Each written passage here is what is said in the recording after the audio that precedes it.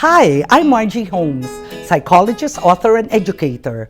We'll be talking about something that we're all guilty of every now and then, and that is lying. First, let's define lying. Put almost simplistically, lying is telling a false statement, an untruth. But not all things, of course, are that simple. For example, Joseph Cortez asks, what about those who do not speak up, who say nothing? Is that lying? Maureen Jean Lara answers, I do not think they are the same. Lying for me only happens when you are asked a question and you do not tell the truth. Not telling something isn't lying because there wasn't a question asked in the first place. In other words, I think, Joseph, what you're saying is being economical with the truth is not lying. And Maureen, let us not volunteer information if we're not really being asked. Now, based on the answers we got, one seems to think, or I seem to think, that there are basically four kinds of lying that people in Facebook and people who tweeted mentioned. One is what Joseph says, which is being economical with the truth.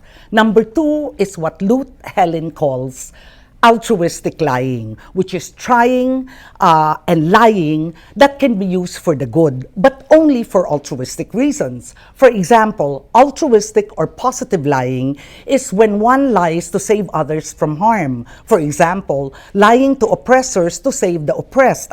Think of World War II when the Nazis were looking around to kill as many Jews as possible. So lying to protect someone is altruistic lying, according to Luke. Another example is preventing someone from being hurt by lying. For example, instead of telling your grandmother the truth that your grandson died of AIDS, you just say your grandson died of pneumonia. Then Maureen Jean Lara adds, since lying is done in order to protect something greater, then I would say that this is not bad because it is, in quotes, merely altruistic or positive lying. Then we have what we like to call the white lie. Bernadette Sharks give an example, which is, do I look fat in this? So, taking all those sort of white lies, and I'm sure you know many, let us summarize with what Paul Montinola said, which is, people lie because they want others to feel better.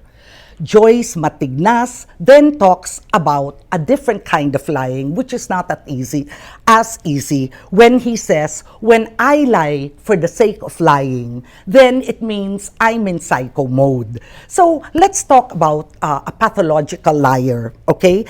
Actually, a lot of times, pathology and sociopathy are mixed up in the sense that a lot of pathological liars, or you could call psychopathic liars, are what Fred D. Oz says, which is these liars feel no remorse. The fact of the matter is, unfortunately, psychopaths and sociopaths are very good psychologists, and therefore they know exactly what to say, so you will believe them. And what you see is something like systematic desensitization. They tell you first very light things that you believe, and then it gets heavier and heavier, and you don't know. You're like the frog in boiling water. Since the heat is very low, you can accept that. And since the lie is very little, you can accept that. Then, when the lie is ratcheted up, like when the frog gets hotter and hotter but doesn't realize it, that's when you get hurt, because you have been trained by the sociopath or psychopath to believe what he says. So the first time is, I get really jealous when you talk to other guys, which is already a thing in itself. But some women find this flattering. Then later it goes, I get really jealous when a guy looks at you. First of all, that's not under your control, but you might accept that. Then later, I don't want you to go out because then I get jealous, etc., etc. Now, how do you know you have fallen for a psychopath's lies? Usually it is only when you break up, which is what the sadness is. You break up and you can't help asking yourself, what happened? I did everything he wanted me to. You are usually so stunned because you don't know what hit you. But you see, the psychopath doesn't care because he's moved on to someone else. Now, Desiree says, and it is true, if the person is already a pathological liar, then he needs treatment. That is absolutely right. However, the problem is most pathological or sociopathic liars don't feel that they need treatment because it is through lying that they get what they want.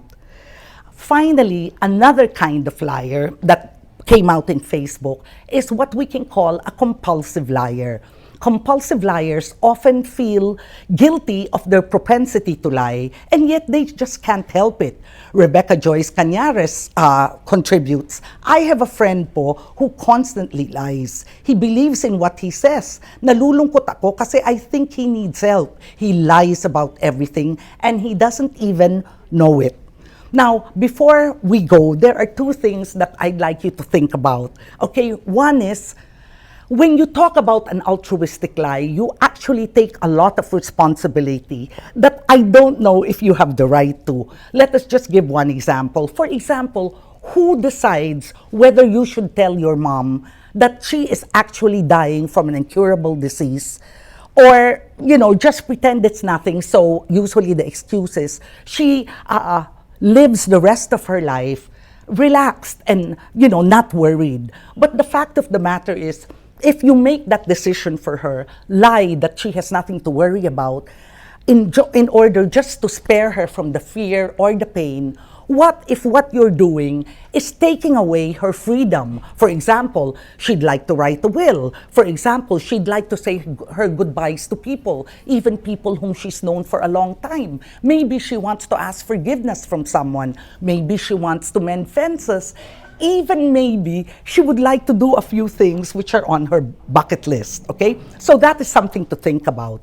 The second thing which I think is important is there any way we can prevent lying? And that is our topic for next week.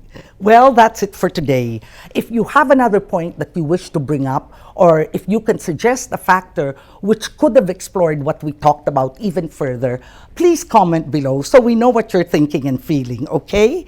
In addition, if there are other topics you want us to discuss, well, please Facebook us, yes. Please tweet using the hashtag AskMargie or email us on askmargie@rappler.com. See you next week.